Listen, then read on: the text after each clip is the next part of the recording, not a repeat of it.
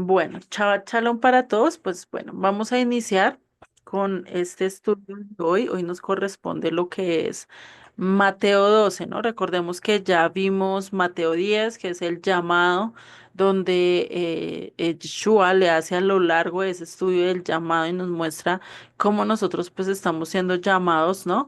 Y después en Mateo 11 vimos ese venid a él de ir, saber que sin él definitivamente nada podemos hacer. Y acá ya va a empezar a tener ciertas inconvenientes Yeshua con los fariseos. Sí, desde este capítulo 12 es donde Jesucristo, Yeshua, empieza a tener ciertas discusiones con los fariseos acerca de qué estaban haciendo, si eso estaba en contra de la ley, que por qué hacía todo esto. Bueno, acá vamos a ver realmente a qué ley estaban hablando, ¿sí? Y por qué le hacían, digamos, como tanto hincapié como para hacerlo tropezar, no solo eso, sino también para, pues, para hacerle evidente de que la ley, según los fariseos y los saduceos y escribas, que casi siempre le iban a pelear, pues era directamente era parte de la ley oral lo que ellos tenían por encima. Entonces, pues Yeshua llegó y trató de voltear todo esto, como de por decir, vino con un revuelo, vino con, se puede así que tratando de mostrar un énfasis totalmente diferente al que ellos venían mostrándole al pueblo, ¿no? Y esto pues es algo que empieza acá a formar digamos que una guerra entre líderes, por así decirlo, debido a lo que se creía, lo que Yeshua realmente interpretaba de las escrituras. ¿Listo? Entonces, vamos a empezar con este capítulo. Eso es como una pequeña introducción. Pero ya empezando con este capítulo, menos un segundo, expongo ya. Con este capítulo en este Mateo 12, pues vamos a ver esta parte de misericordia, quiero, ¿cierto? Y pues ahí es donde vamos a ver que Dios no quiere nomás que seamos legalistas, sino que empecemos a mostrar lo que es la misericordia, ¿sí? Que estemos enfocados en mostrar el amor, el amarnos los unos por los otros, el estar atentos a los demás, no solo pensando en mí, no solo pensando en adquirir doctrina, sino pues que también no dejemos a un lado lo importante, ¿no? Que lo importante que es, lo vamos a ir viendo a lo largo de este capítulo, ¿listo?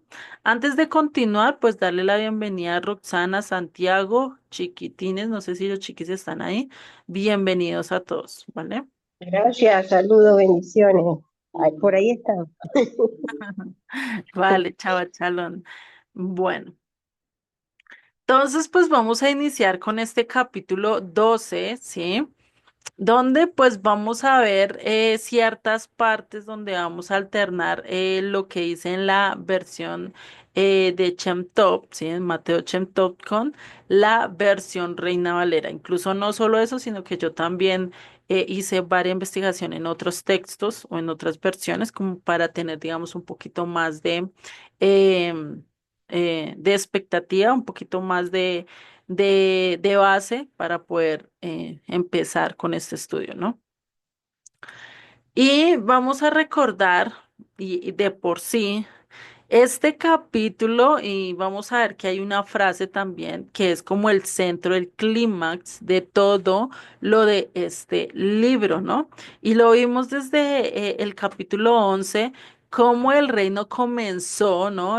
Con este venid a mí, no solo eso, sino que ya Yeshua desde el capítulo 8 9 nos estaba mostrando esas partes o esas áreas por las cuales nosotros teníamos que empezar a poner a trabajar en nuestras vidas, ¿no? Esas partes donde nosotros teníamos que empezar a mostrar cómo es ese reino de los cielos que Él desea para nosotros y que nos ha mostrado a través de su ejemplo, ¿cierto?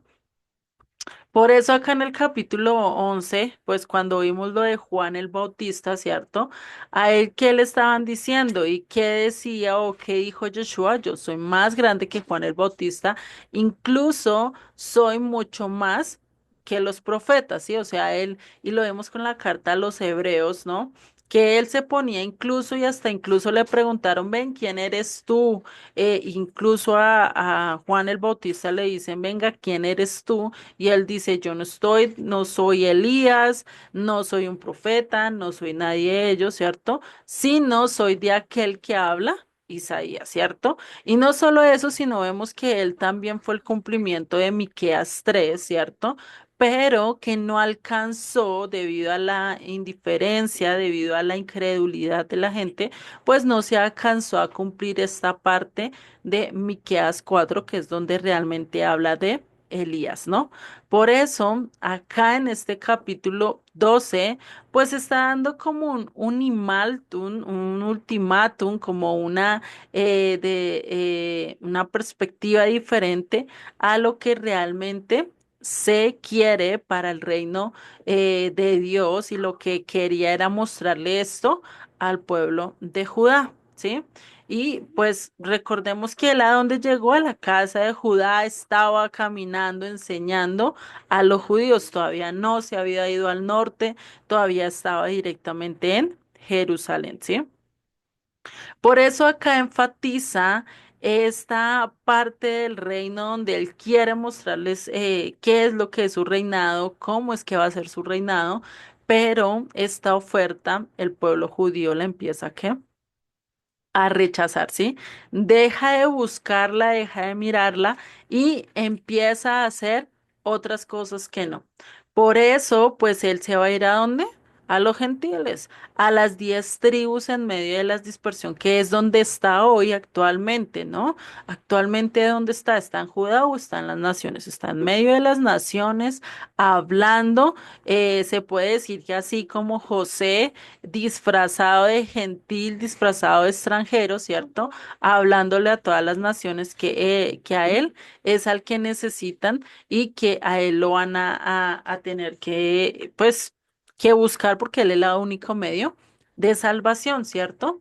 Por eso, ya en el capítulo 13, que ya lo vamos a estudiar ya próximamente, empieza a tomar las estrategias o empieza a mostrarnos a través de parábolas cómo es que este reino de los cielos va a impactar a esa parte de las naciones, a esas ovejas perdidas de la casa de Israel, que incluso lo vimos desde Mateo 10, cuando habla del llamamiento de los discípulos, que les dice, primero id a la casa perdida de Israel, o sea, no los mandó ni siquiera a los judíos, no les dijo, venga, ustedes tienen que hablar acá a su pueblo, no, les dijo, vayan y busquen las ovejas perdidas de la casa de Israel.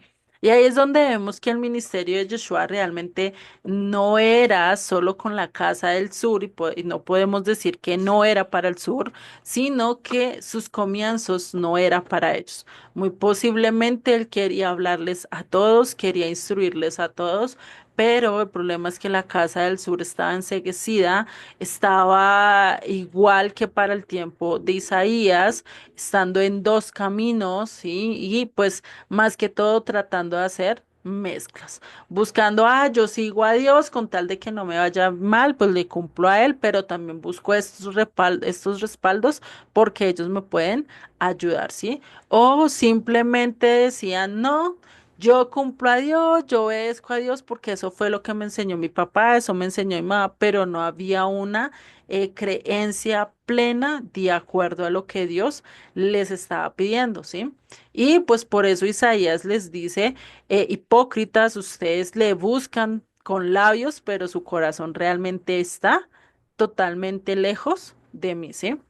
Y entonces eso es lo que se presenta acá, ¿sí? Se presenta esta parte de incredulidad de parte de quienes, de los gobernantes, ¿no? Empiezan a rechazarlo.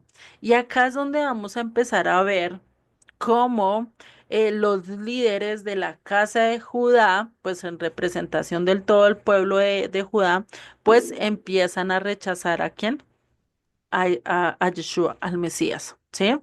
Y rechazan que el amor y la misericordia, porque el pueblo, al igual que Juan el Bautista, que era lo que pedían, que era lo que querían, que viniera y manifestara ya su gloria, viniera y reinara ya con todo, con su báculo fuerte y pusiera a todos en orden. Cuando realmente lo primero que tenía que mostrar era que amor, misericordia, gracia con todos aquellos que se habían perdido y habían olvidado su identidad, ¿sí? Y no solo eso, sino mostrar misericordia con todo el pueblo, ¿sí? Por eso en Mateo 12:1 vamos a empezar ya con este texto. Y en las letras rojas, que a Joseph lo da un poco más resumido. Recordemos que yo lo doy un poquito más detallado debido a que hay ciertas cosas que nosotros no hemos visto, por lo menos en el verso a verso. Yo no he estudiado todo el libro de Mateo, ¿sí? Entonces, como para entender ciertas cosas que pasaron, pues necesitamos también entender no solo lo dicho por Yeshua, sino también los hechos. Recordemos que yo les he dicho, no solo veamos las letras en rojo, sino los hechos o los actos que hizo Yeshua en rojo, porque eso también fue parte de su ministerio, eso también fue parte de su vida, ¿listo? Por eso también vamos a ver ciertos versos que en el estudio de letras rojas de Joseph, pues no está, ¿sí? Y vamos a ahondar en ciertas cosas. Entonces vamos a empezar en este verso 1. ¿Sí? ¿Qué nos dice? En aquel tiempo iba Jesús por los sembrados en un día de reposo, y sus discípulos tuvieron hambre y comenzaron a arrancar espigas y a comer. Viéndolo los fariseos le dijeron, he aquí tus discípulos hacen lo que no es lícito hacer en el día de reposo. Y acá cuando hablamos, y vamos a empezar a tocar un poquito de esto de la doctrina cristiana y todo esto, que es donde realmente pues ellos dijeron que no, que la palabra desde Hechos 2 pues empezó a pregonar en donde, en las naciones, ¿no? Que esto fue el medio como para que Yeshua dejara de estar hablándole a los judíos y empezaran a irse directamente a los gentiles, ¿no? Pero vamos a ver que Dios pues no solo está haciendo una obra o quiere ir a los gentiles, sino pues que también quería rescatar a Judá, también quería librarlos, y esto lo hemos puesto digamos sobre la mesa varias veces cuando estudiamos el Nuevo Testamento, el Brihadachá, en las 66 sesiones, pues estábamos diciendo, venga, o sea, ¿qué pasaría si Judá no lo hubiera rechazado? ¿Qué pasaría si Judá hubiera aceptado al Mesías? ¿Dónde estaríamos nosotros? Muy posiblemente toda esta restauración hubiera sido más rápido, ¿sí? No estaríamos hoy en día en medio de tanta violencia y muy posiblemente ya se hubieran cumplido la mayoría, ¿no? Pero vemos que Dios, por misericordia, por amor a esas 10 tribus que estaban perdidas en medio de las naciones, pues fue que Él mostró y quiso pues llevar que esa misericordia a las naciones, no quedarse solo hablando a Judá, sino que pues gracias y también gracias al endurecimiento de Judá, pues es que nosotros podemos estar hoy en día buscándole, ¿no? Estar realmente queriendo aprender de él. ¿Listo? Por eso, pues no podemos hablar solo de la teología cristiana, sino de todo el sistema que viene con sus creencias, con sus dogmas, con todo esto, porque pues ha tenido algunos aspectos y que ha tomado en cuenta ciertas cosas de la mentalidad judía, de la mentalidad hebrea. Pero como no han conocido la totalidad, y eso lo estaba viendo esta mañana con la persona que estábamos acá, que necesitamos entender muy bien el contexto, necesitamos entender muy bien los modismos, necesitamos entender todas las cosas que nosotros vemos a lo largo de las escrituras sin sacarla a nuestro propio ojo, sin sacarlo a lo que nosotros pensemos, sino que irnos directamente solamente a la mentalidad, porque pasa por lo menos con el libro de Juan. El libro de Juan no es fácil de entender si no conocemos el templo, si no conocemos las ofrendas, los sacrificios, si no conocemos todo esto, pues vamos a caer en mala interpretación. Por eso cuando Yeshua habla acerca de la sangre y la carne, ¿sí? Esta es mi sangre y este es mi cuerpo, ¿cierto? Cuando habla del vino y del pan, está la que se conoce como la última cena, que realmente no fue la última cena, pero vemos estos símbolos y muchos podían malinterpretar, incluso hasta el punto de decir que Yeshua estaba haciendo canibalismo, cuando realmente no es así. Estaba dando símbolos de la representación de la sangre, que la sangre para un judío y para un hebreo en el pensamiento a lo largo de todas las escrituras, la sangre no solo tiene que ver em, con el comer, con la sangre como tal, sino es un simbolismo de vida, es un simbolismo de pacto, es un simbolismo de sacrificio, ¿sí? Y tiene muchas significados a lo largo de las escrituras que nosotros tendríamos que mirarlo, porque por lo menos también podría representar protección, también podría presentar satisfacción de nuestros pecados, ¿no? Entonces vemos muchas cosas y ese simple simbolismo de sangre representa muchas cosas que si nosotros no lo vemos desde la mentalidad hebrea, desde el pensamiento judío, pues podemos perder y podemos llegar erróneamente a varias malas interpretaciones y eso es lo que ha pasado a lo largo de la historia con el pueblo. Con la teología cristiana, sea de qué denominación, sin importar la denominación, sin importar el qué, sin importar dónde, pues dónde estemos nosotros, ¿sí? Entonces ahí es donde nosotros tenemos que estar pendientes de conocer muy bien el contexto, de conocer de qué se está hablando, la política, conocer todos estos aspectos que son pues tan importantes de tener en cuenta, ¿no? Y esto, uno de los aspectos que más se han tergiversado a lo largo de la historia de la doctrina cristiana, que es pues el Shabbat, ¿no? El Shabbat, el día de reposo, incluso ya casi para el verso por verso, los que se puedan conectar, yo les estaré avisando. Cuando empieza, voy a dar un estudio acerca del día de reposo. Vamos a verlo un poquito más a profundidad acerca de este tema que realmente pues a nivel doctrinal cristiano, sea católico, sea protestante, sea de X denominación, ¿sí? Tienen este tema muy tergiversado, ¿sí? ¿Por qué? Porque piensan que el día de reposo puede ser cualquier día de la semana, siempre y cuando yo pueda estar con el Eterno, ¿sí? Y siempre y cuando yo sea el día, la hora que yo decida, ¿cierto? Casi siempre es así en el pensamiento cristiano o en la teología, que cualquier día puede ser el día de reposo o que sin importar lo que estemos haciendo, pues si estamos con el Eterno, estamos en un día de reposo, cuando realmente no es así. Si nosotros necesitamos y querer, y esto lo podemos ver de una manera muy fácil, ¿sí? Por lo menos, y acá sé que hay niños, entonces, de papás a hijos, ¿será que yo estoy en mi familia y cumpliendo con mi familia, teniendo un día de paseo con mi familia, teniendo todo esto? Si yo estoy en el trabajo y mis hijos están en casa, ¿será que esto se está cumpliendo? No.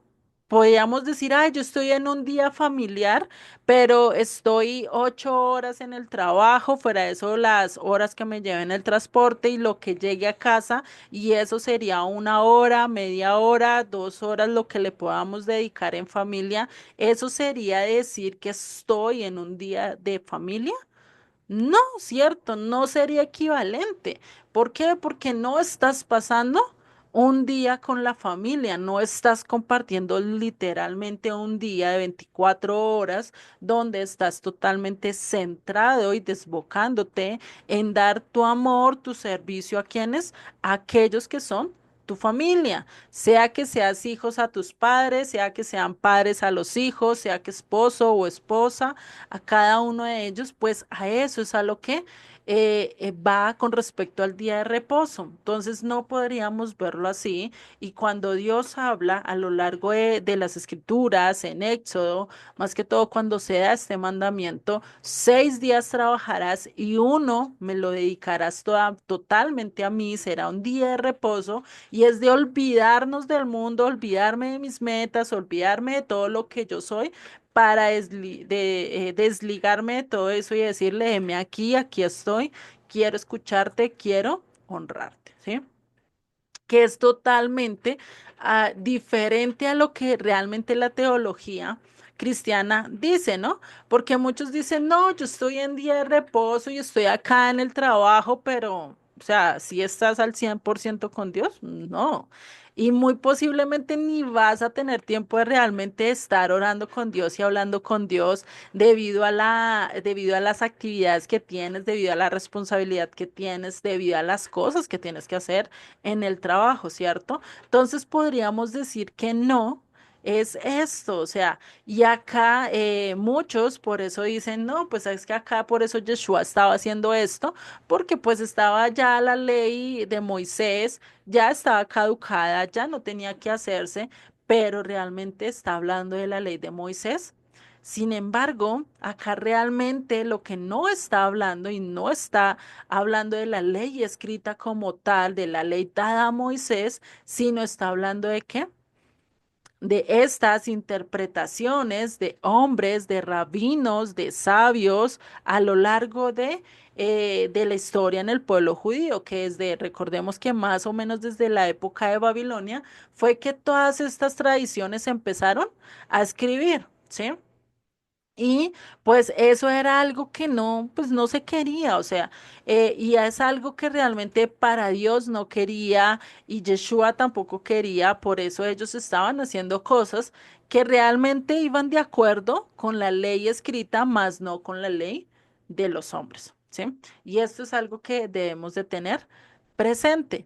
Por eso, a partir por lo menos de todo esto que se empezaron a escribir, el Talmud, la Halajá, todo esto que fue más o menos para la época de Babilonia, que fue que se quedaron sin templo, pues empezaron a pensar que por la ley ellos podrían ser salvos por hacer obras, por hacer todo esto, pues ellos podrían llegar a ser salvos, mientras que tenían el templo y otras podían empezar a hacer los sacrificios, ¿sí? Y por eso, a partir pues del siglo IV aproximadamente, se empezó a dar y se empezó a especificar y a poner por definido ciertas características y incluso hay un tratado sobre el Shabbat, ¿sí? Ustedes lo pueden buscar. Ya ahorita les voy a dar una página donde ustedes pueden buscar ese tratado. Lo único que tienen es hacerlo traducir, todo está en inglés. Entonces lo único que tocaría era traducirlo, ¿sí? Pero vamos a ver que este tratado del Shabbat pues habla de 39 categorías donde nos habla de que esas 39 categorías de trabajo están prohibidas para hacer en el día de reposo. Entre ellos trillar, entre ellos sembrar, entre ellos plantar, entre ellos hacer fuerza, mejor dicho. Muchas y muchas, ahí ya les dejo a ustedes para que lo busquen que realmente incluso, pues cuando hablemos en este estudio al verso por verso, de pronto vamos a tocar algunas, no todas, porque si no, imagínate, nunca terminaríamos, pero sí como ejemplo de realmente de cosas que eran, o sea, por eso es que cuando Yeshua le dice al paralítico, coge tu lecho y vete, pues por eso lo pararon, le dijeron, mira, tú, ¿por qué estás cogiendo tu lecho? O sea, ¿qué estás haciendo? Estás transgrediendo el sábado. Ni siquiera le preguntaron, venga, ¿usted quién lo sanó? ¿Quién fue el que le hizo ese milagro? No, le preguntaron por qué cargas el lecho? ¿Quién te dijo que cargara el lecho, sí? Entonces, estaban más pendientes de qué? De la ley de hombres que realmente lo que Dios estaba haciendo. Y eso es casi siempre lo que nos pasa cuando empezamos con el legalismo. Se nos olvida la importancia, se nos olvida quién es el que hizo las cosas y empezamos a ver solo que las normas básicas que lo imponen los hombres. Ay, venga, este Julanito sí, este sí, esto, ay, este sí anda de acuerdo a nuestras leyes, o definitivamente está haciendo lo contrario, ¿sí?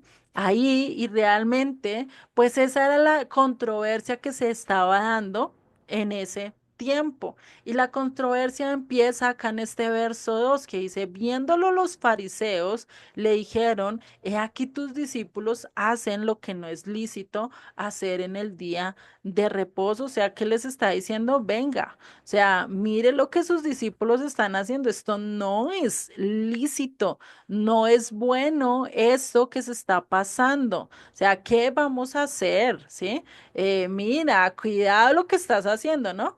Y es cuando a nosotros nos llaman la atención, por lo menos cuando estamos en ciertas denominaciones que tienen al Espíritu Santo por encima de la palabra de Dios, ¿sí? Por encima y lo tienen, mejor dicho, más grande, ¿sí? Hay lugares que lo tienen, digamos, lo adoran mucho más grande y empiezan a decir, si tú no hablas lenguas, no eres salvo. Si tú no estás en el Espíritu Santo, no eres salvo, ¿sí? O sea, ¿será que eso es correcto? No, porque te están llevando a pensar y a poner leyes de hombres cuando en las escrituras nos dice que el único que nos puede salvar es ¿quién? Yeshua a través de su sangre, ¿sí? Porque por eso fue que él murió, por eso fue que él estuvo allí clavado en la cruz para el rescate de nosotros, ¿no? Y pues por eso nosotros tenemos que entender muy bien el contexto de lo que está pasando.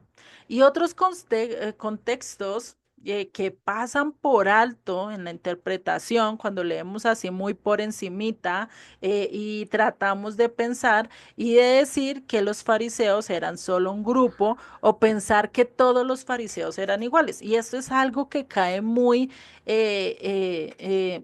cae mucho en la doctrina cristiana, o bueno, en las que yo conocí, y en la mayoría, no podemos decir que todas, pero en la mayoría, y eso es como generalizar, ¿sí? Y eso es cuando nosotros empezamos a generalizar cosas, por lo menos diciendo es que todos los hombres son malos, ¿sí? No hay uno que no sea rescatable cuando realmente no es así, ¿sí? Y eso lo hemos visto, hay hombres que son muy buenos, hay hombres que son juiciosos, pero pues siempre hay algo que rompe la regla, ¿sí? Y eso también lo podemos ver, digamos, con un dicho muy general que hay a lo largo de las escrituras, cuando dice que educa al niño desde niño en el camino del eterno y no se va a apartar de él. ¿Será que eso es general y se cumplen todos? No, hay ciertas partes que rompe la regla, por eso nosotros no podemos generalizar que todos los fariseos eran iguales, que todos eran malos, que todos iban en contra de Yeshua, que ninguno quería hacerle caso y que todos por eso se volcaron en contra de él, cuando lo vemos que realmente no es así. ¿Qué pasó cuando Nicodemo, que era fariseo, se presentó de noche, ¿cierto? Ya habló con Yeshua que dijo, yo y otros fariseos o otros que están conmigo, pensamos y reconocemos que tú eres el maestro. Sí, lo dice en otras palabras, pero eso es lo que muestra Nicodemo. Entonces podemos decir que no todos los escribas, los fariseos, los saduceos, no todos estaban en contra de Yeshua. Solo cierto grupo de ellos, ¿sí? Que estaban en contra realmente de él. Entonces, esto es algo que nosotros tenemos que ir viendo, ¿sí?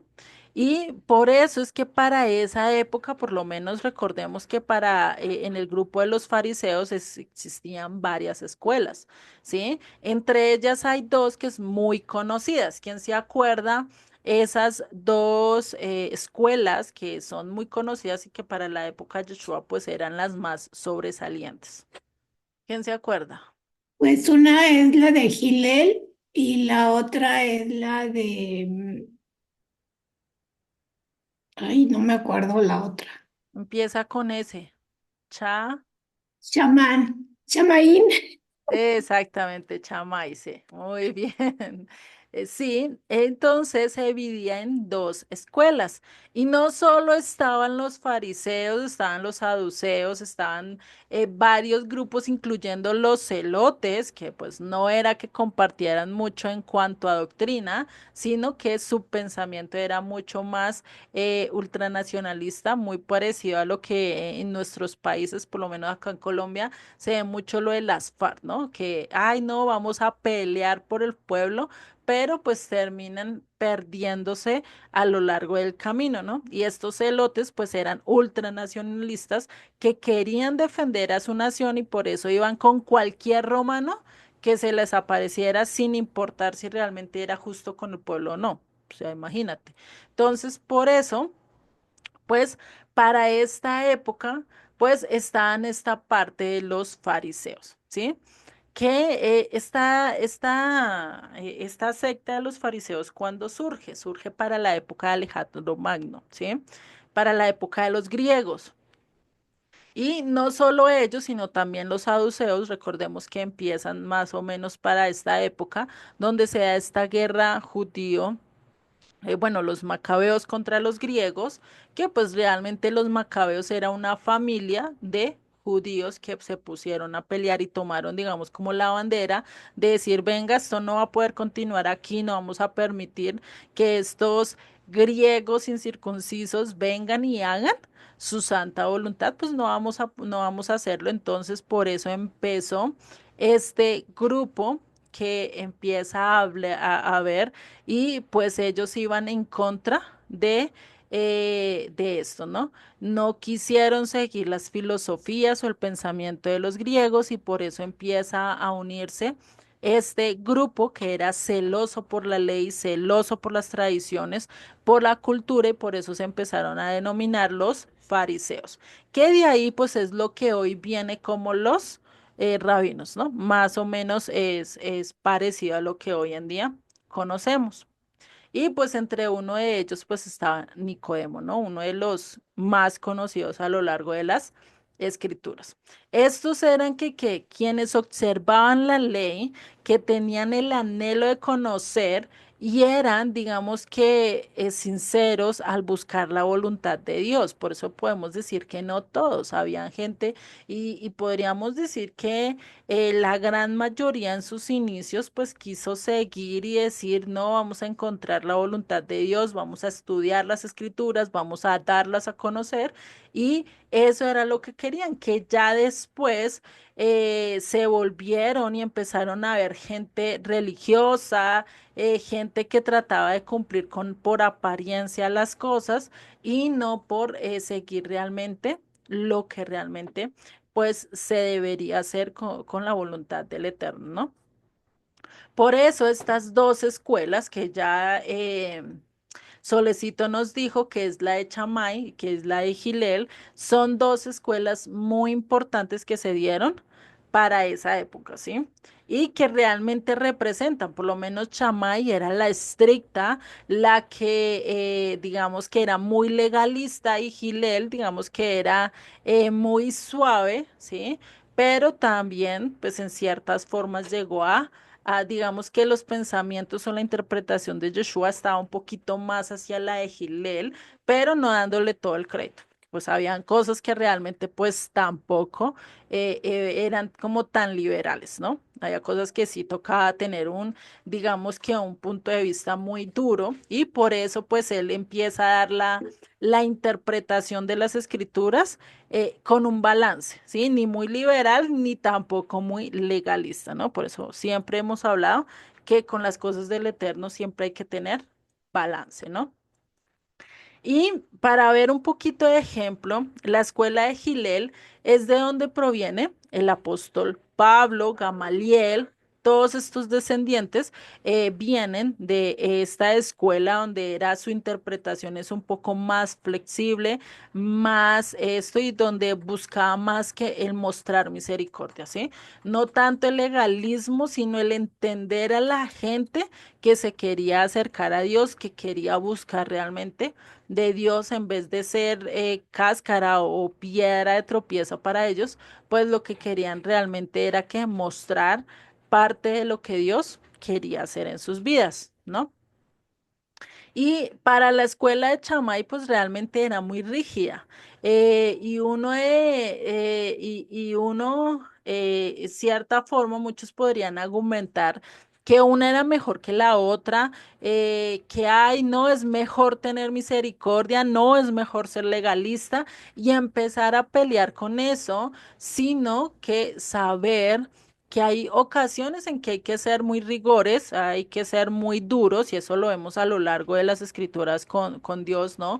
Por lo menos cuando estos dos hombres, los hijos de Aarón, quisieron llevar fuego extraño al templo, pues ¿qué pasó con ellos? Fueron consumidos literalmente. Ahí muestra el rigor de Dios en cuanto a el estricto de Dios para ciertas normas, ¿cierto?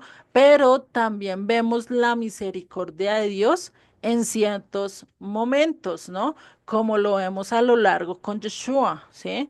Porque Yeshua realmente, si él hubiera querido venir y lanzar fuego y destruir a las naciones, pues lo hubiera podido hacer, pero vino, fue mostrando misericordia, vino, fue mostrando amor, vino mostrando ese lado que digamos, todos lo conocemos a lo largo de las escrituras con la misericordia que le tuvo a Saúl, tantas cosas que le perdonó, ¿cierto? Y no lo quitó del trono, porque Dios le hubiera podido mandar una plaga, mandarle algo y haberlo bajado del trono literalmente y haber subido a la vid, pero no. Todo lo hizo bajo un propósito, bajo ciertas circunstancias.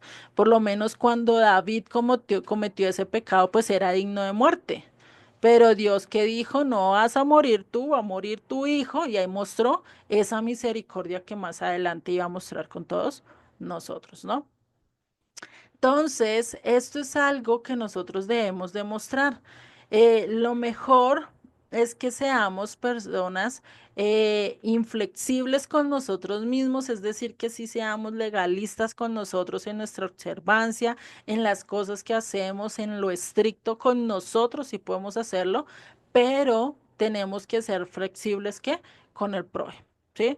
Yo no puedo exigirle a los demás algo que yo no estoy dispuesto a hacer. Y esto era algo que vemos con los fariseos. En otro texto más adelante vamos a ver que los fariseos pues llegó un momento en que ellos pues le ponían demasiadas cargas, o no me acuerdo si ya lo vimos, que le ponían muchas cargas al pueblo, pero ellos ni con un dedo querían seguir esas cargas, solo aparentaban seguirlas, pero realmente no la estaban siguiendo, ¿no? Entonces vemos esto, que realmente pues por eso este grupo pues se podría mostrar, y este grupo que vino acá con Yeshua pues se puede decir que era de la escuela de Chamay debido a que eran más legalistas, más estrictos en cuanto al cumplimiento, no solo de la escritura o de la Torah escrita, sino también de la ley oral, ¿sí? Ellos eran muy estrictos en cuanto a eso. Y esto lo podemos ver en el tema del divorcio, ¿no? Como Yeshua pues estuvo mucho más de acuerdo con la de Shammai cuando dice que el divorcio solo es en cuanto si hay actos de inmoralidad sexual, o sea, ahí ya fue muy riguroso y dijo, no hay otra forma de divorciarse si no es por actos de inmoralidad sexual, ¿no? Hoy en día pues ya podemos decir, bueno, y el maltrato, y ustedes ya me pueden empezar a decir, y ahora, pero es que si hay maltrato intrafamiliar, si le está pegando y casi la está matando, pues bueno, hasta ese punto pues no lo podemos hacer porque realmente para esa época de pronto muy posiblemente no se daba o no se estaba mostrando estas opciones, ¿no? O no se estaba presentando estos casos. Entonces, y pues si se estaba presentando, pues se llevaba que ante los rabinos, ante los ancianos, y muy posiblemente se podía deliberar, pero pues hoy en día no tenemos un ejemplo claro y eso podríamos decirlo y a lo largo de las escrituras que ya vamos a ver también, la vida está ante todo, ¿no? Y eso ya lo vamos a ver más adelante. Entonces, pues realmente, pues Chamay no es que, o esta escuela no es que estuviera totalmente equivocada, por eso les digo, hay que tener, digamos, como un poquito de balance entre lo legalista y lo muy flexible. Tener, digamos, hay ciertas cosas que debemos de ser rígidos y decir, esto no lo hago, no comparto, y hay otras cosas que decimos, bueno, sí, por acá podemos ir, pero hasta aquí, ¿cierto? O sea, tenemos que poner también límites. Y por eso, pues acá estaba haciendo una interpretación muy dura, donde, o sea, donde imagínate a alguien con hambre en medio de Shabbat y no poder ni siquiera cortar una fruta y podérsela comer, ¿sí? Pues ahorita en nuestros países, digamos que no hay, digamos, trigo ahí por el camino y nosotros estemos y podamos coger del trigo, pues no, ¿cierto? Es más fácil coger una fruta de un palo, es decir, de un árbol, o sea, acá en Colombia se le dice palo a los, a los árboles que tienen fruto, o pues muy fácil coger de ciertas, digamos, arbustos que tienen ciertos frutos, por lo menos la fresa, la mora, el mango, el limón, ¿sí? Que son fáciles de bajar y tú ahí mismo te los puedes comer, ¿no? Y esto era algo que para la tradición y para estas 39 categorías que estamos viendo del chat, pues definitivamente era absolutamente imposible. Estaban totalmente prohibidas para ese día. Pues imagínate estos hombres con hambre deambulando de un lugar a otro, pues dijeron, venga, cojamos las espigas y eso tenían que tipo molerlas para poder sacar la semilla ahí, comérsela, ¿no? Es lo mismo que parecido con el maní, y hay que romper cierta cáscara para nosotros poder comérnosla, ¿no? Por eso está ese muñequito que se creó de los cascanueces, para romper la cáscara y poderse comer la nuez que hay adentro, ¿no?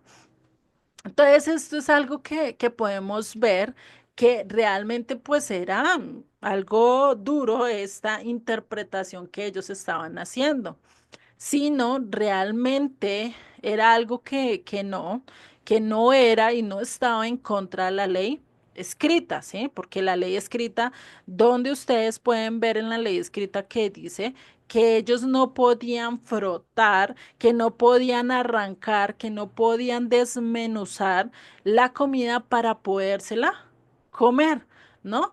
Y eso es algo que dice, porque ahí en la interpreta o en la versión de Cheptov, lo que dice es que hicieron dos acciones. ¿Cuál eras? Arrancaron y desmenuzaron, ¿sí? Entonces, al desmenuzar, pues de lógico que va a llevar trabajo y va a tener que hacer cierto ejercicio y para eso estaba totalmente prohibido a lo largo de, digamos, en la ley oral, ¿no? Entonces, estas dos acciones de arrancar, de frotar, pues eran polémicas. Era una interpretación de Chamay y que pues de lógico la interpretación de Gilel pues era como decir, no, pues si tienes hambre, si ves que estás que no puedes y te desmayas, pues puedes comer. Pero pues ellos dijeron no. Si realmente tú tienes hambre y esto, pues literalmente no vas a poder arrancar, no vas a poder hacer eso, mejor ve a un lugar que alguien te regale o hagas algo diferente, ¿sí? Pero eso no lo puedes hacer. Y pues eran de realmente porque estas actividades estaban, digamos, prohibidas, ¿sí? Y estas 39 actividades o estas 39 prohibiciones en cuanto al trabajo se colocaron porque eran parte de la construcción del templo, ¿sí? Para la construcción del templo había ciertas cosas que había que desmenuzar y había que arreglar, había otras que pues tenían que arrancar ciertas cosas, por lo menos la tela, había ciertas partes que tocaba rasgarlas pues para hacer el tamaño correcto de los velos, de hacer todo esto, pues tenían que hacer ciertas cosas y por eso llegaron a prohibir estos porque dijeron esto es trabajo, ¿sí? Cuando realmente a lo largo que veamos en las escrituras y más cuando habla del trabajo, pues realmente no hay trabajos como tales, sino hay trabajos totalmente vitales que necesitamos hacer en medio de un día de reposo, ¿sí? Y por eso, pues para ese, hace 2000 años atrás, pues realmente esto no se permitía. Era algo totalmente diferente, ¿sí? Y pues eran realmente interpretaciones respecto a qué se permitía y qué no estaba permitido en el día del Shabbat. Y eso era lo que realmente, si ustedes miran a lo largo de los encuentros con los fariseos, con los escribas, casi siempre fue un Shabbat y que Yeshua estuvo poniendo ciertas cosas en orden, diciéndoles, no, no, no, acá esto está como mal, vamos a hacer esto, ¿sí? Y por eso en Mateo 16, 19 dice, y a ti te daré las llaves del reino de los cielos, y todo lo que atares en la tierra será atado en el cielo, y todo lo que desatares en la tierra será desatado en los cielos. O sea, hay cosas que sí tú vas a poder atar, hay cosas que tú vas a poder quitar, y eso lo dice acá directamente las escrituras, ¿cierto? Y por eso es que hay nosotros que tenemos que ver qué es la alajá correcta, qué son las verdaderas cosas que nosotros podemos hacer que están permitidas y cuáles no, de acuerdo a lo que Yeshua nos está diciendo, ¿sí?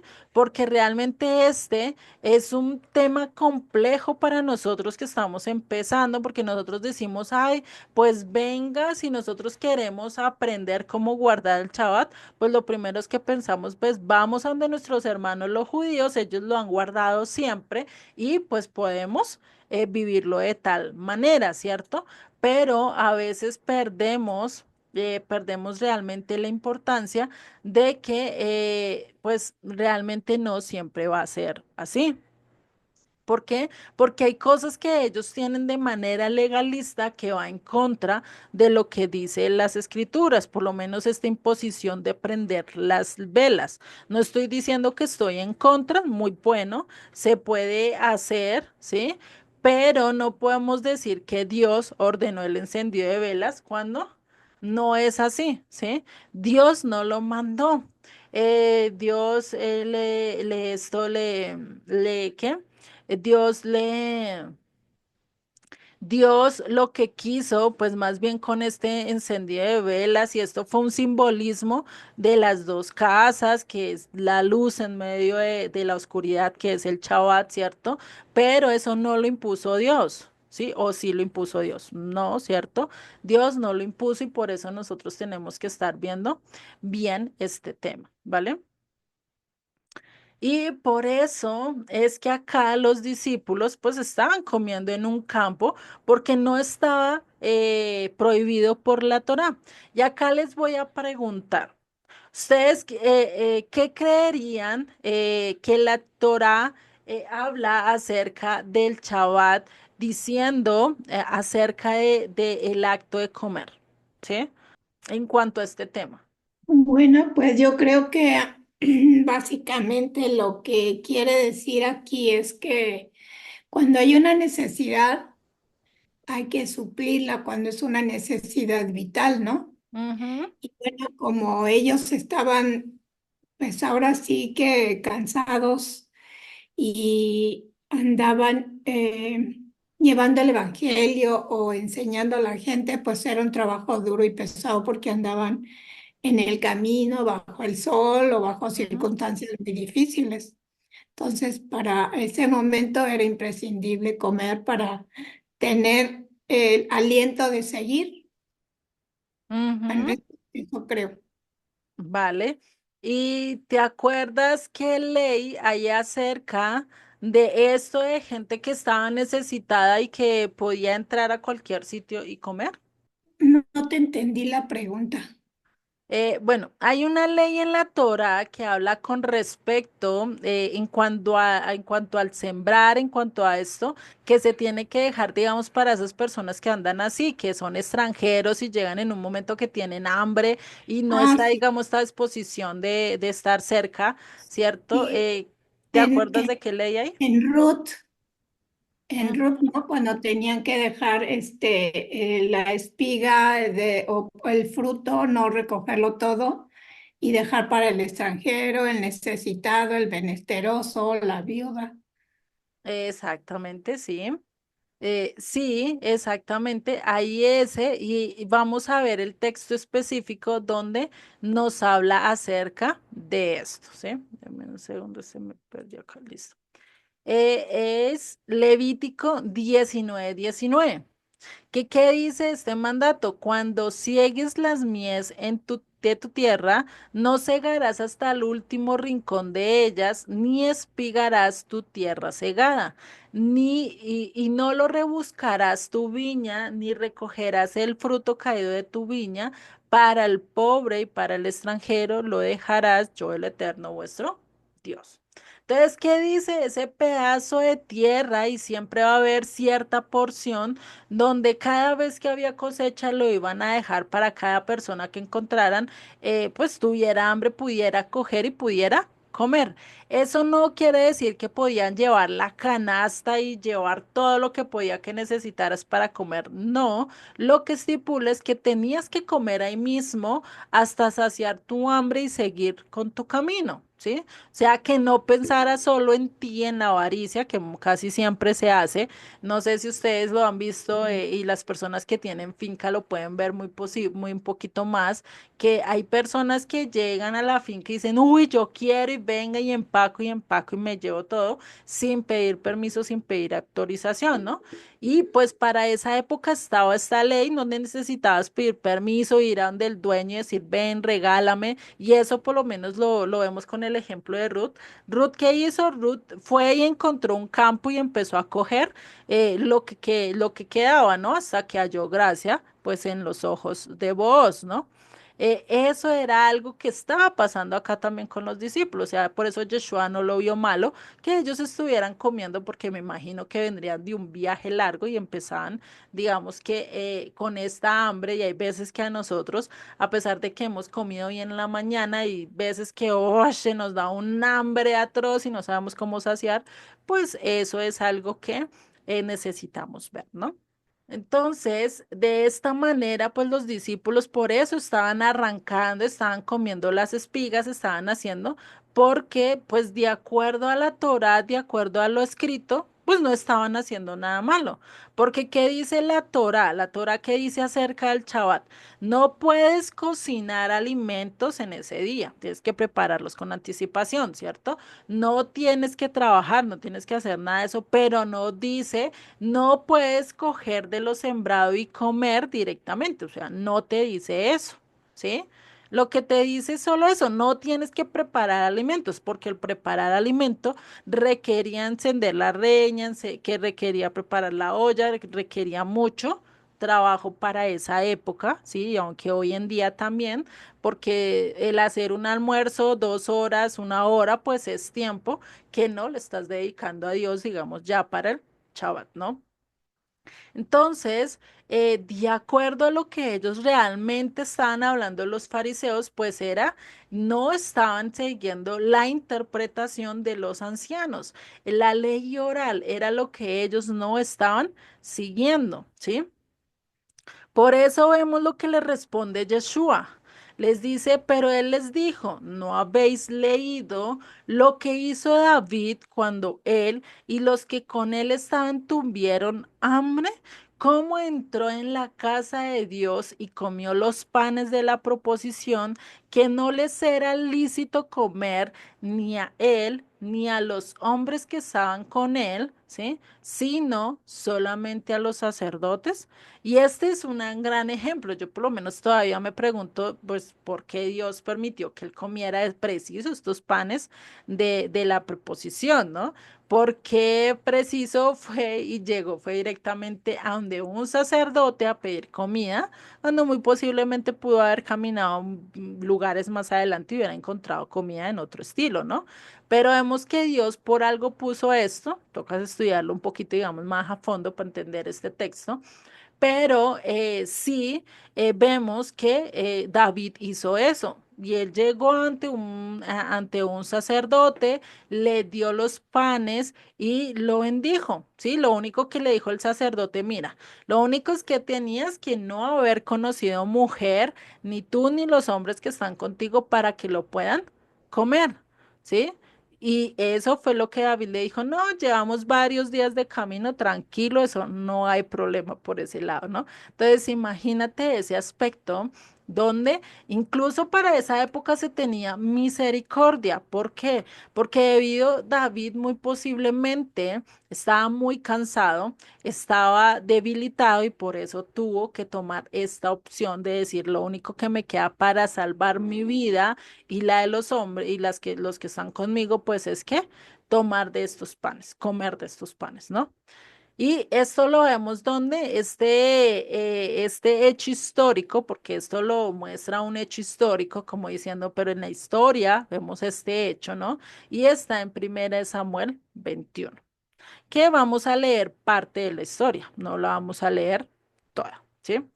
Vamos a leer los 6 versos donde nos habla de este evento en específico. Dice, vino David a Not, al sacerdote Ahimelech, y se sorprendió Ahimelech de su encuentro y le dijo, ¿cómo vienes tú solo y nadie contigo? Y respondió David al sacerdote Ahimelech, el rey me encomendó un asunto y me dijo, nadie sepa cosa alguna del asunto a que te envió y lo que te he encomendado, y yo les señalé a los criados un cierto lugar. Ahora pues, ¿qué tienes a mano? Dame 5 panes o lo que tengas, ¿sí? Acá, ¿qué pasó? Recordemos el contexto en el que David venía. David venía de una persecución, David venía de escapar de Saúl. Acá fue cuando se me olvidó, Mical, ¿sí? Cogió y lo ayudó a escapar por la ventana, pues él salió sin recursos, sin comida, sin nada para el viaje, ¿sí? Y empezó a hacer un traslado, un camino, una caminata larga, ¿no? Hasta el punto que llegó acá, a Not. Y en el transcurso de ese viaje, pues se le unieron varios hombres ya para este momento que llega a donde este sacerdote. Por eso le dice, dame lo que tengas. O sea, si tienes 5 panes o lo que tenga, te lo recibo, ¿sí? Y el sacerdote respondió a David, verso 4, y dijo, no tengo pan común a la mano, o sea, no tengo el pan del pueblo común y corriente, no, lo que tengo es del qué, del pan de la proposición. Dice, solamente tengo pan sagrado, pero lo daré si los criados que se han guardado, a lo menos de mujeres, o sea, no han estado con mujeres. Y David respondió al sacerdote y le dijo, en verdad las mujeres han estado lejos de nosotros ayer y anteayer cuando yo salí. Ya los vasos de los jóvenes eran santos, aunque el viaje es profano. ¿No? O sea, le aclara, el viaje no es que sea tan santo, ¿por qué? Porque estaban huyendo. Según para Saúl, para el pueblo, David había hecho algo contra el rey. Quería matar al rey, por así decirlo, ¿no? Entonces, ellos que dijeron, no, no vemos nada. Dice, ¿cuántos más no serán santos hoy sus vasos? O sea, no han hecho nada, no han tenido mujer, pues de lo único que son santos, por así decirlo. ¿Sí? Y dice el verso 6, así el sacerdote le dio el pan sagrado, porque allí no había otro pan sino los panes de la proposición, los cuales habían sido quitados de la presencia del Eterno para poner los panes calientes el día que aquellos fueron quitados. O sea, y digo que todo fue como encajó, todo fue como, digamos, dirigido por Dios. ¿Por qué lo digo? Porque preciso David llegó en el día donde se tenían que cambiar los planes de la proposición. Y recordemos que los panes duraban allí 7 días. ¿Sí? Los panes duraban, eran allí consagrados 7 días y cada séptimo día se cambiaban y se ponían unos nuevos. Después de que se cambiaban, los sacerdotes se podían comer ese pan. ¿Sí? Y por eso, o sea, digo, salió todo a pedir de boca porque David estaba con hambre, sus hombres con hambre, venían de varios días de viaje y pues llegó preciso en el tiempo donde se cambiaban los panes. ¿Qué tal si hubiera llegado en otro día donde no se cambiaban los panes? ¿Ustedes creen que los sacerdotes hubieran podido romper esta ley? Muy posiblemente sí, ya lo vamos a ver más adelante, el por qué sí de pronto lo podían haber roto, igual que hicieron acá, algo que no podían hacer y era darle estos panes a alguien que no era, digamos, representante levita o sacerdote, ¿no? Entonces, Yeshua utiliza este precedente histórico, ¿sí? Nos muestra con David. Y pues David, que era un hombre conforme al corazón de Dios, andaba de acuerdo y dice que de él, de su linaje, vendría la dinastía eterna. Y pues, ¿quién era el que le estaba dando este ejemplo? Pues ni nada más ni nada menos, ¿cierto? Que aquel que iba a cumplir esta profecía, ¿no? Entonces, esto es lo que nosotros tenemos que hacer al estudiar, ¿sí?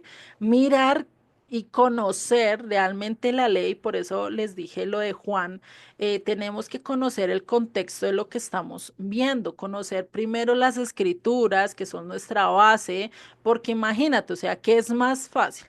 Conocer las escrituras, la Biblia que tenemos en nuestras manos, oír y empezar a conocer todas las interpretaciones para después conocer las escrituras. Pues no, ¿cierto?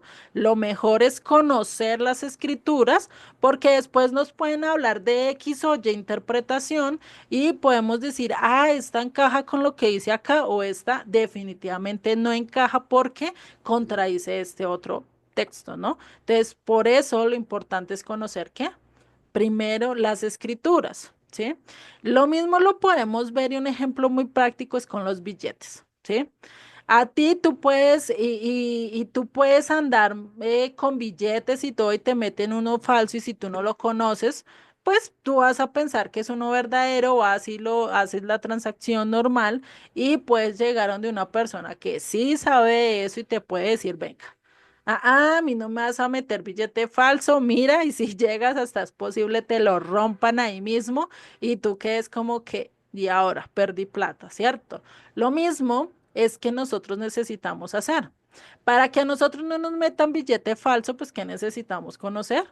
Los billetes verdaderos, ¿cierto? Conocer, distinguirlos y saberlos, ver, ¿cierto? Saber cuál es el falso y cuál es el verdadero, ¿cierto?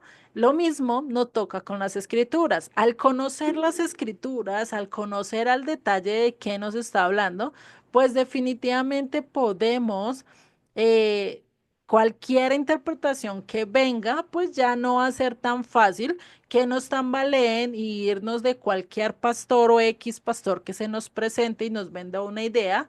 No, ¿por qué? Porque estamos conociendo las escrituras, sabemos quién es nuestro pastor y vamos a verificar si lo que X o Y persona me está diciendo es lo correcto, ¿cierto? Y eso pues va a traer mucho más bendición para nuestras vidas, ¿no?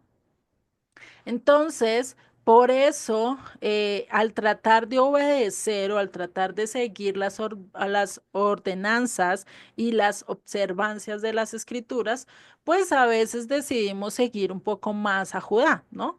Y me imagino que eso les pasó o nos ha pasado todavía, que pues para conocer ciertas cosas que queremos vivir, que queremos hacer, o que hablan las escrituras, pues lo primero que queremos es decir, venga, hermanos judíos, mi hermano mayor, ¿cómo es que tengo que guardar esto? ¿Y cómo es que tengo que hacer esto? ¿Cierto?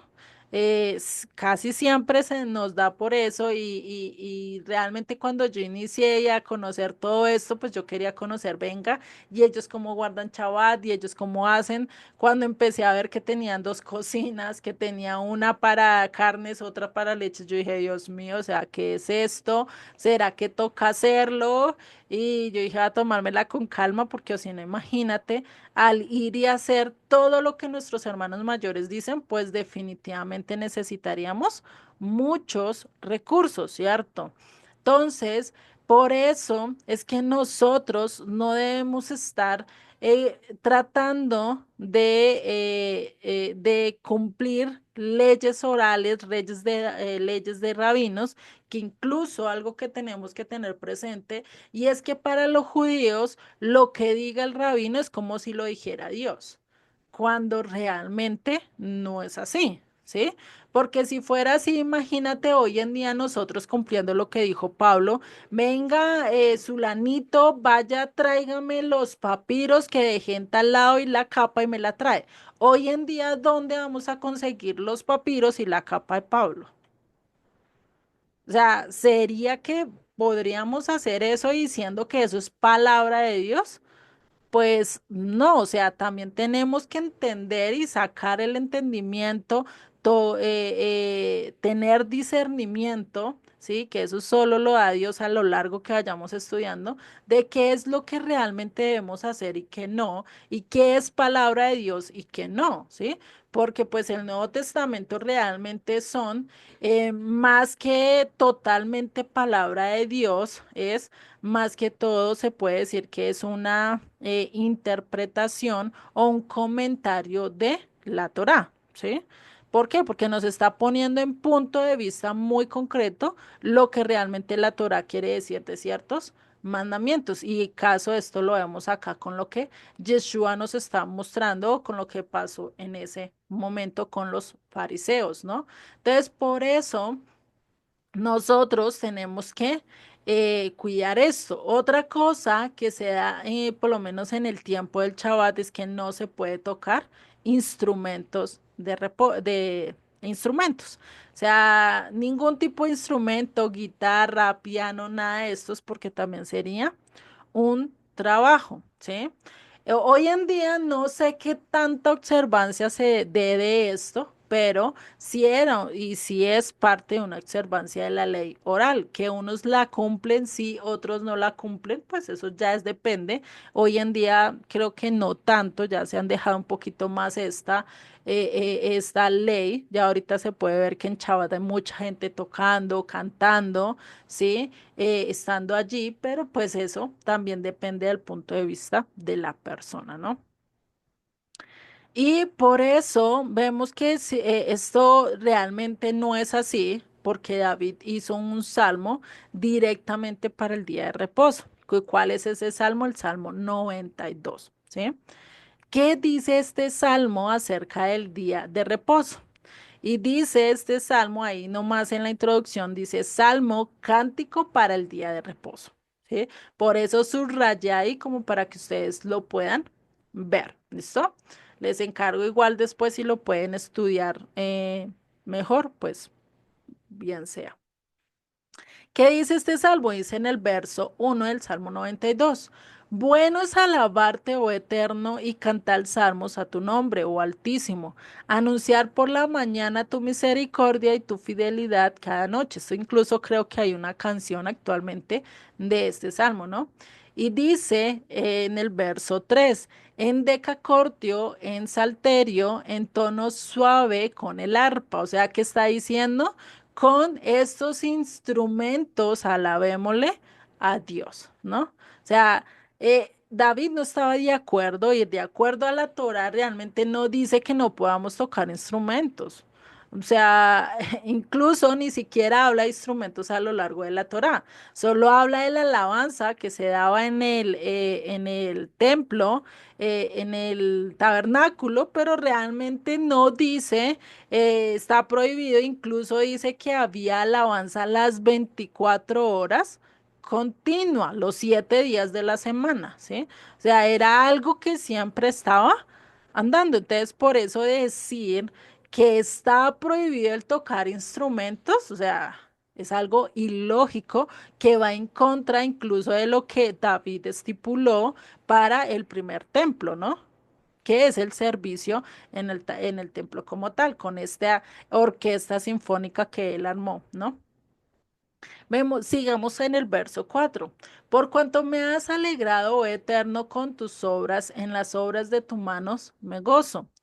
Cuán grandes son tus obras, oh Eterno, muy profundos son tus pensamientos. Y eso es algo que tenemos que hacer en Shabbat. Cada vez que estamos en Shabbat, pues lo que tenemos es que alegrarnos de las obras del Eterno, de todo lo que Él creó, de la manifestación que nosotros podemos ver a través de la creación, ¿sí? De eso podemos estar gozosos. ¿Qué dice? Y sigue en el verso 6. El hombre necio no sabe y el insensato no entiende esto. Cuando brotan los impíos como la hierba y florecen todos los que hacen iniquidad, es para ser destruidos eternamente. Mas tú, eterno, para siempre eres altísimo. Porque he aquí tus enemigos, oh eterno, porque he aquí perecerán tus enemigos, serán esparcidos todos los que hacen maldad. Pero tú aumentarás mis fuerzas como las del búfalo, seré ungido con aceite fresco, y mirarán mis ojos sobre mis enemigos, oirán mis oídos de los que se levantaron contra mí, de los malignos. Sigue en el verso 12. El justo florecerá como la palmera, crecerá como el cedro en el Líbano, plantados en la casa del Eterno, en los atrios de nuestro Dios florecerán, aún en la vejez fructificarán, estarán vigorosos y verdes para anunciar que el Eterno mi fortaleza es y que en él no hay injusticia. O sea, imagínate, ahí vemos que esa alabanza que hace al Eterno diciendo, tú vas a hacer todo posible, en ti estoy, en ti depende, y yo solo puedo ser fructífero, yo solo puedo estar contigo, solo puedo, y mi alma va a estar recta solo contigo. ¿Sí? Eso es lo que realmente debemos hacer cada sábado. Cada sábado es de buscarle, de honrarle realmente a Él, ¿cierto? Entonces, acá podemos ver que muchas de las tradiciones orales o muchas de los comentarios de los rabinos que pusieron por encima de las escrituras, pues que estaban contradiciendo lo que dice la misma Torá, ¿sí? Los mismos versos que ellos estudian cada sábado, ¿sí? En las sinagogas, pues a veces los se contradicen acá, ¿no?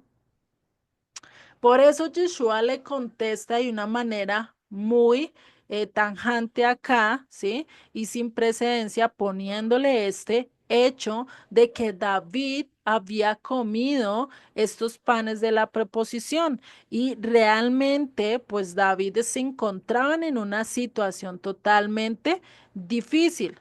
¿Y esto es por qué? Porque ellos le dieron de comer. Porque ¿de qué sirve una persona muerta? Ya no puede guardar Torá.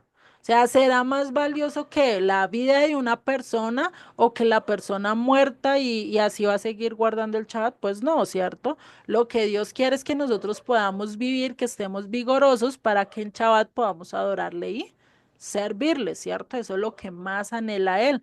Por eso Él nos da ciertas leyes de cuidado, de aseo, de alimentación, de todo eso, porque Él quiere que estemos totalmente plenos para que ahí sí podamos cumplir con lo que Él nos está pidiendo de observancia, ¿sí? En cuanto a los mandamientos. ¿M?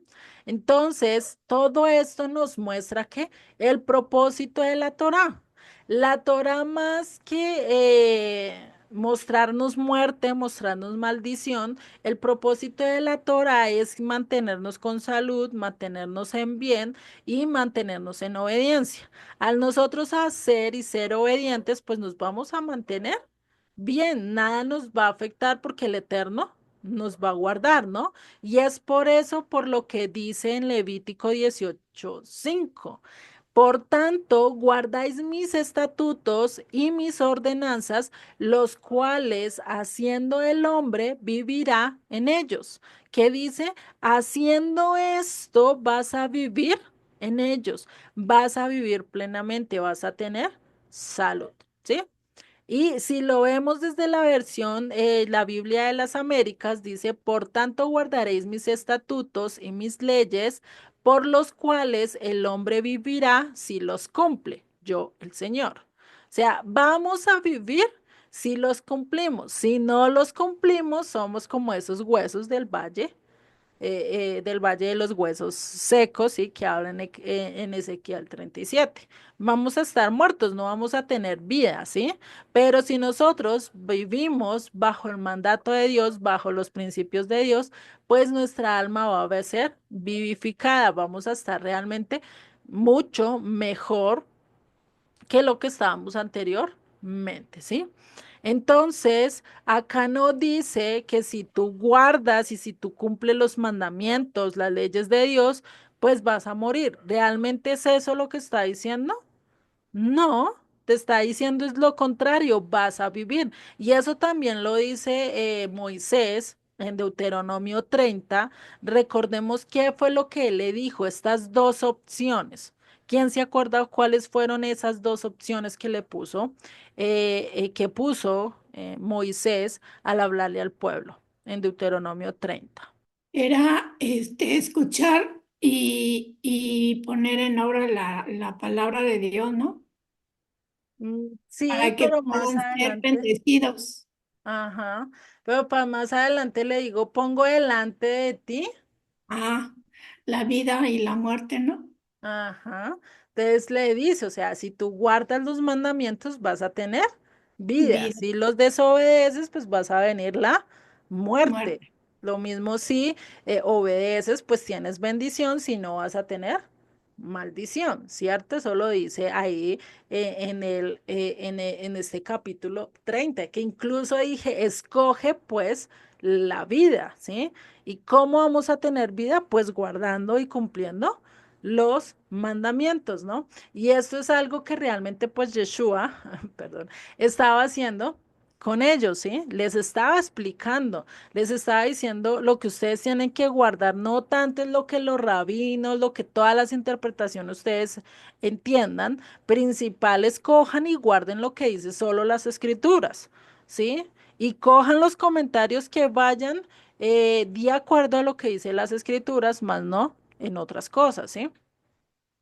Por eso es que estos mandamientos y este mandamiento del día de reposo, pues estaba mal interpretando mucho para esta época de Yeshua, estaba haciendo, se convertía ya en negocio, había mucha confusión, incluso llegaron a haber ciertos momentos donde los extranjeros, donde pueblos paganos, pues aprovechaban este día de reposo para atacarlos, ¿sí?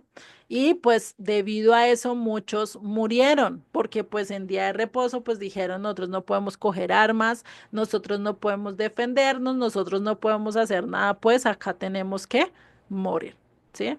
Imagínate, o sea, tampoco era eso lo que Dios quería, ¿sí? Sino pues que le dedicaran el tiempo, pero pues tampoco van a morir solo porque no nos podemos defender. Por eso hay ciertos trabajos que digamos que para el día de reposo sí necesitan estar, ¿sí? Por lo menos los bomberos, por lo menos la policía, por lo menos los de la salud, ¿sí? Porque una enfermedad grave que a ti te dé y tú no tengas cómo sanarte o cómo estar aliviado y no puedes estar bien en Shabbat, pues de lógico que pues preferible ir al médico, tomar algo o hacer un tratamiento y puedes estar, digamos, buscando al Eterno en el día de Shabbat. Bien, ¿cierto? Entonces no vas a tener la dificultad. Y eso es lo que dice. ¿M? Por eso, pues muchos y a nivel histórico se ve esto, que hubo muchas muertes por por entender o malinterpretar este mandato del trabajo. ¿m? Cuando pues si había que defenderse, pues papito, defiéndete, ¿sí? Porque pues tampoco vas a morir y la idea es que el pueblo perseverara para que siguiera guardando y siguiera siendo luz para las naciones. ¿M? Entonces, imagínense el malinterpretar realmente lo que el Eterno pues está diciendo, ¿sí?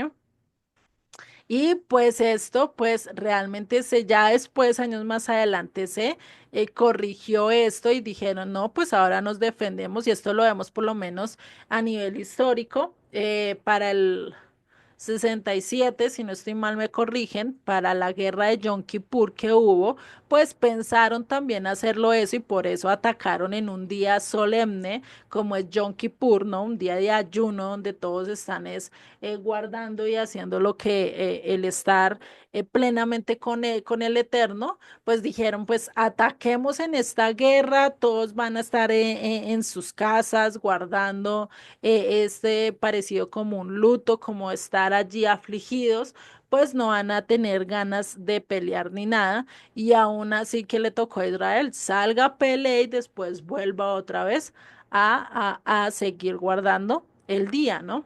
Entonces vemos esto que realmente por seguir a veces los mandamientos, pues tenemos que también saber que debemos de proteger nuestra vida y algo que rompe los mandamientos o que podemos quebrantarlos, digamos que una ley para poder quebrantar los mandamientos es que nuestra vida esté en peligro, ¿sí? De lo contrario, pues no habría necesidad, ¿no?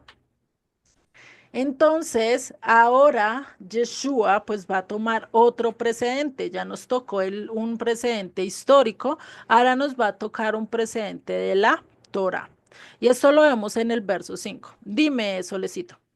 ¿Hay algún versículo que nos hable de que la vida tiene precedencia sobre cualquier mandamiento? Porque Mm, yo no recuerdo alguno, pero quería ver si tú conoces alguno. no, O ahorita nada más. no lo tengo presente, pero igual acá Yeshua va a hablar algo acerca de esto, ya ahorita lo vamos a ver, como mostrando que la vida realmente es más importante. Entonces, si seguimos en el verso 5 empieza a hablar algo acerca de la Torá. Dice, o no habéis leído en la ley cómo en el día de reposo los sacerdotes en el templo profanan el día de reposo y son sin culpa. ¿Por qué en el día de reposo los sacerdotes están profanando? Les pregunto.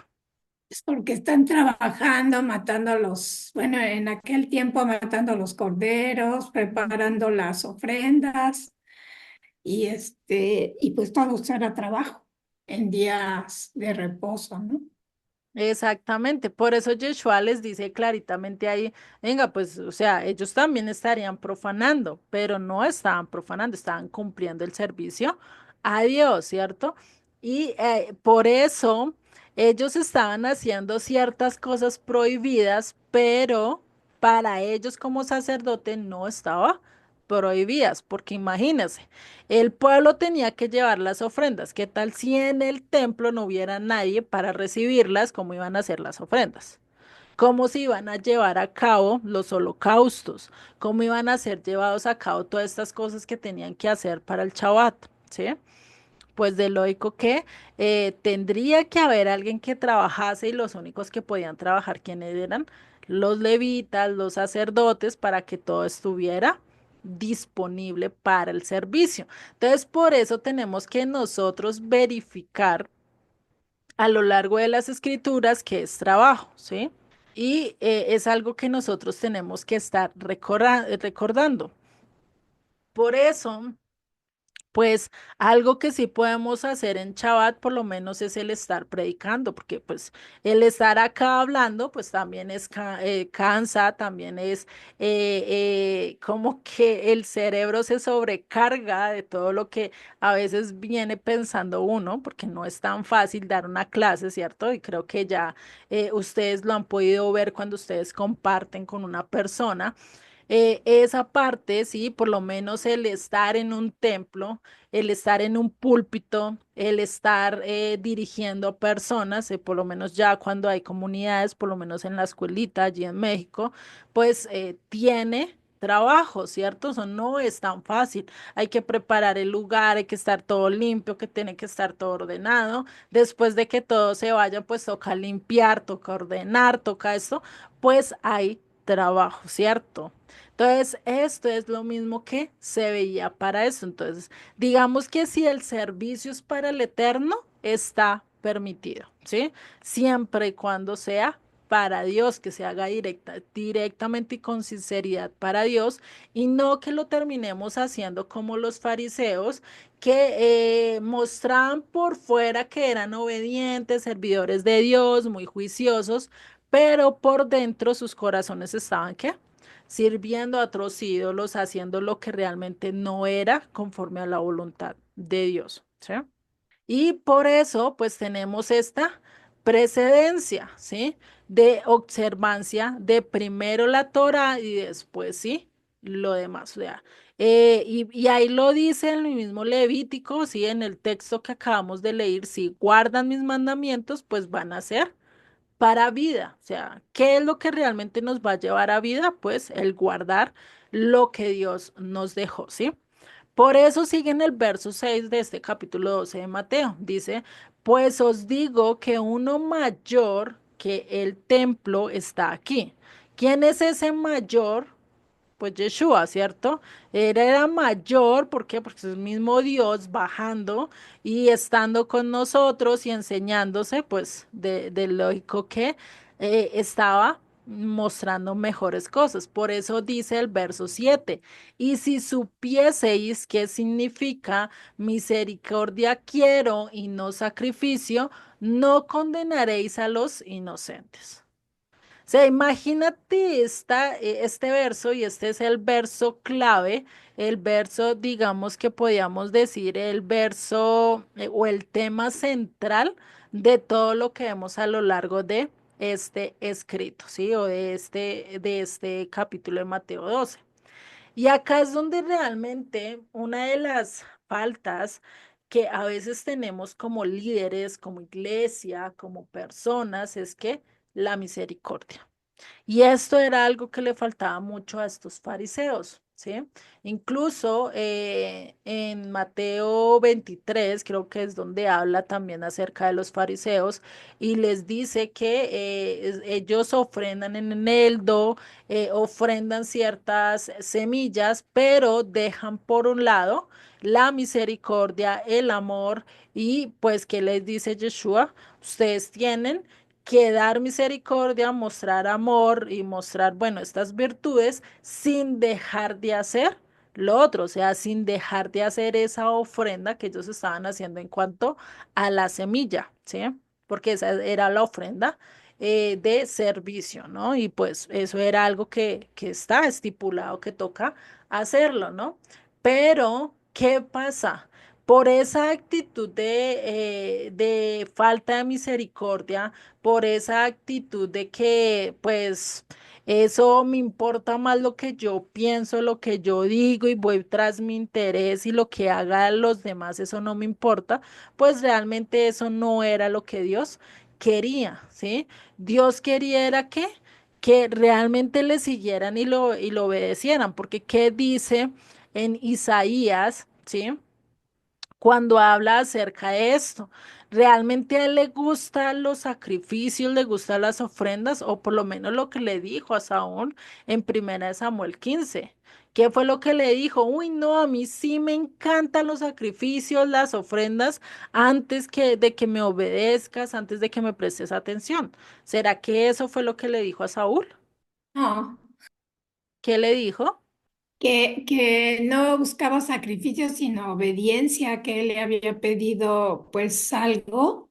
Por Ujú. ejemplo, no que no trajera a todos lo que habían saqueado de Agar, y se trajeron a los animales, se hicieron sacrificio con él, pero no obedeció porque dijo destruye todo. En realidad no obedeció. Exactamente, ¿sí? Entonces, no solo por la desobediencia, no solo porque no tenían misericordia, sino porque tenían esa actitud de legalismo. Y esa actitud que a veces, muchas veces nosotros podemos estar criticando a los demás y decirle, ay, pero es que mire este, mire, no cuida, mire este cómo cumple el Shabbat, dice que líder y vea lo que está haciendo, pues esa actitud de legalismo, de falta de amor entre los unos a los otros, pues estaban que provocando muchas más para que Dios destruyera el templo, ¿sí? Y realmente por eso fue que fue destruido el templo en varias ocasiones de acuerdo a la falta de amor los unos con los otros. Porque en Jeremías, por lo menos, cuando le habla al rey, le dice, venga, mira, agacha la cabeza, si no van a venir peores consecuencias. No hagas eso, mira, no haga pacto con los egipcios porque eso va a traer consecuencias para el pueblo. Pues él pensaba que no, que él tenía razón. Este Sedequías dijo, no, no, no, usted lo que está diciendo es mentira, usted lo que quiere es que nos vaya mal. Pero ¿qué estaba haciendo? Infundiendo odio para que otros pues vinieran con mucha más fuerza y por eso terminaron destruyendo el primer templo, ¿no? Y esto es algo, por lo menos en la tradición judía, para las bodas se acostumbra a romper que una copa de cristal, como recordando el templo, como recordando el por qué se destruyó. Y ellos lo que hacen con esta copa es como un tipo de advertencia para decirle a la pareja, cuida el amor. ¿Sí? Alimenta el amor el uno con el otro, porque o si no va a poder ser destruida, así como la copa.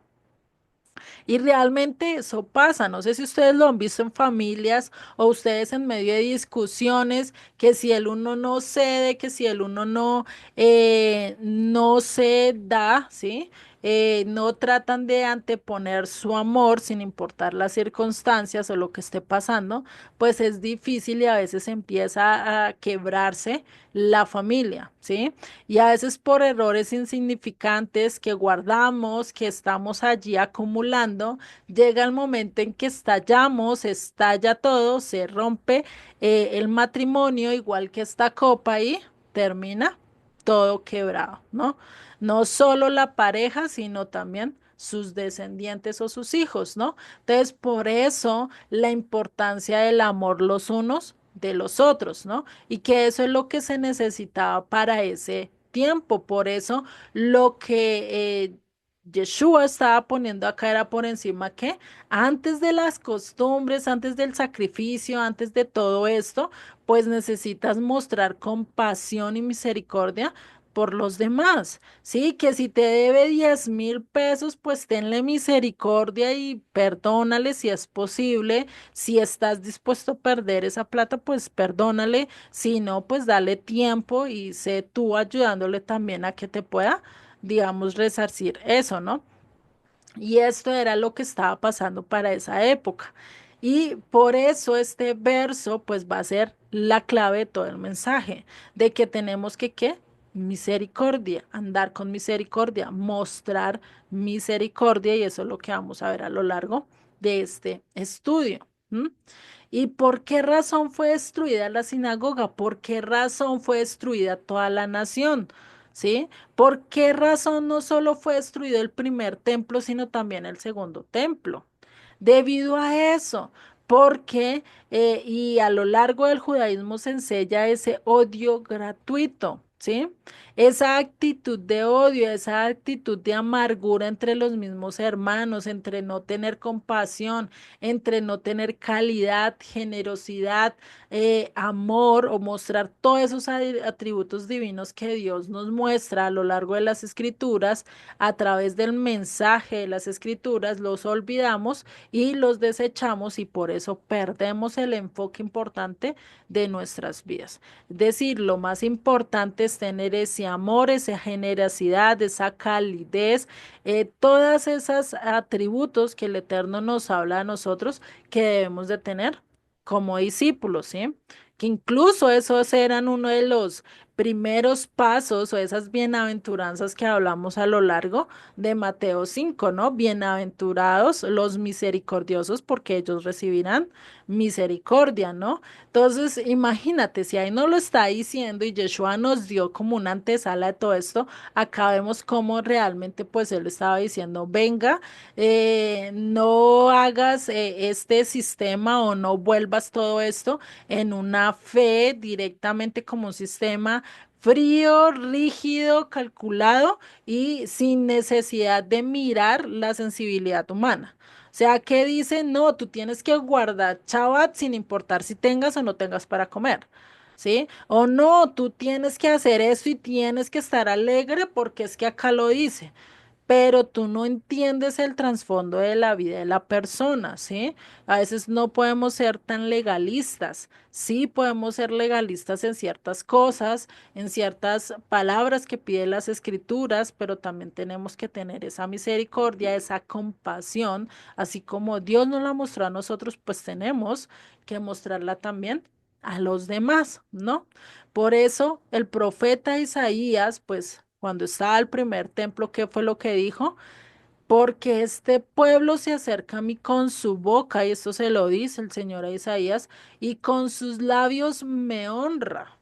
O sea, con su boca, con su labio me honra, pareciera que estuvieran ahí conmigo, pero ¿qué Pero su dice? corazón está lejos de él, ¿cierto, Lulisita? Exactamente, O ¿sí? sea que hay muchas personas que dicen honrar al Señor, pero en ese momento su corazón, su mente, todo estamos lejos de Él. Entonces eso es lo que Él no quiere, sino que estemos más acercados a Él y tengamos pues la paz, tengamos el amor y tengamos misericordia para aquellos que tal vez necesitan de que nosotros de pronto les ayudemos con una palabra o les ayudemos pues dándoles económicamente, no sé, porque hay muchas personas que en realidad no tienen económicamente nada, ¿sí? Exactamente, sí. Sí, y eso es realmente, o sea, eso es a lo que lleva todo este estudio, por eso el título de este estudio es que misericordia quiero. Dios quiere es que nosotros mostremos misericordia, así como Él nos la mostró a nosotros, ¿sí? ¿Y por qué destruyó el primer templo? Lo dice en Isaías 1 del verso 11. Sí, ahí me repetí el verso 11, qué pena. Dice, ¿para qué me sirven, dice el Eterno, la multitud de vuestros sacrificios? Hastiado estoy de holocaustos, de carneros, de cebo y animales gordos. No quiero sangre de bueyes, ni de ovejas, ni de machos cabríos. Y este texto lo tergiversan diciendo, pues acá dice que no es necesario templo. Acá dicen que Dios ya no quiere el templo y que ya no eso. No, lo que no quería era la actitud de la gente. El Eterno Sí. después permitió el estar o el hacer el templo, ¿sí?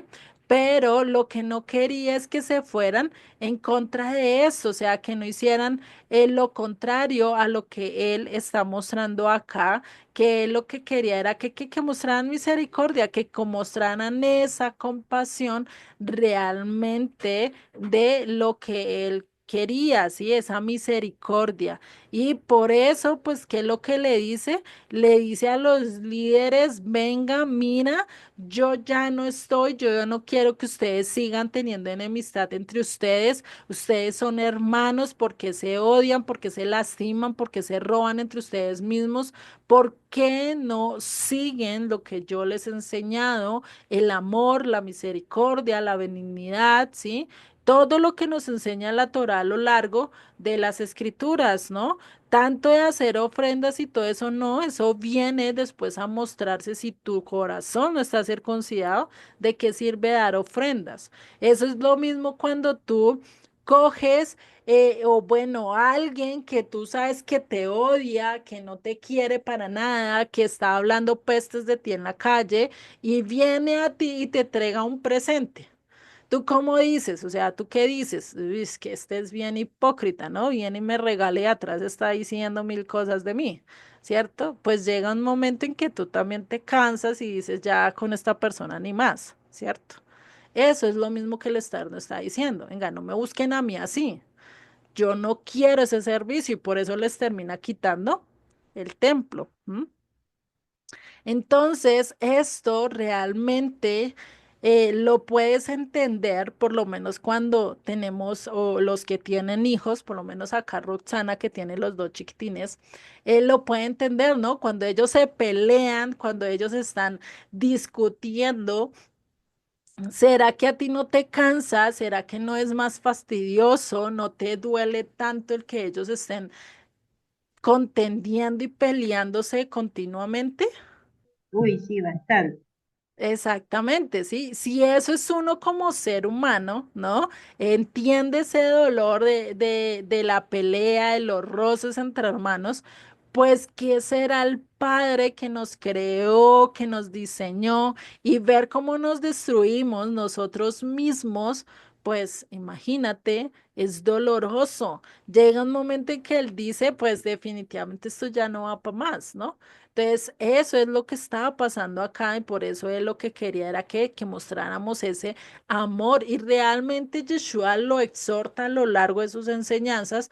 Dice, los discípulos, los que me siguen a mí, muestran que amándose unos a otros, incluso Juan en sus cartas también vuelve y lo ratifica. Algo que va a distinguir a los discípulos es que se amen los unos a los otros, ¿no?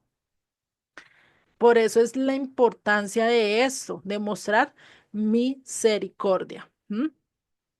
Y esto es realmente algo que estaba pasando para esa época. ¿Por qué? Porque en vez de estar cumpliendo con Dios, queriendo observar a Dios, queriendo agradar a Dios, cumplir con lo que Dios estaba pidiendo, pues lo que estaban haciendo es guardar, uy, mire, yo sí guardo más y este no, y mire esto, y tratando de competir quién era el que mejor hacía las cosas, quién era el que mejor sobresalía, en vez de realmente hacer las cosas por agradar a Dios. Por más simples y sencillas que sean las festividades que tú hagas, ¿sí? O lo que tú puedas darle a Dios, lo importante es que lo hagas con agrado, pensando que es para Él. Voy a hacer esta festividad para Él, voy a celebrar. Para él, este día, este es de importancia y realmente va a ser grande, realmente lo que vamos a ver a lo largo de esto, ¿cierto?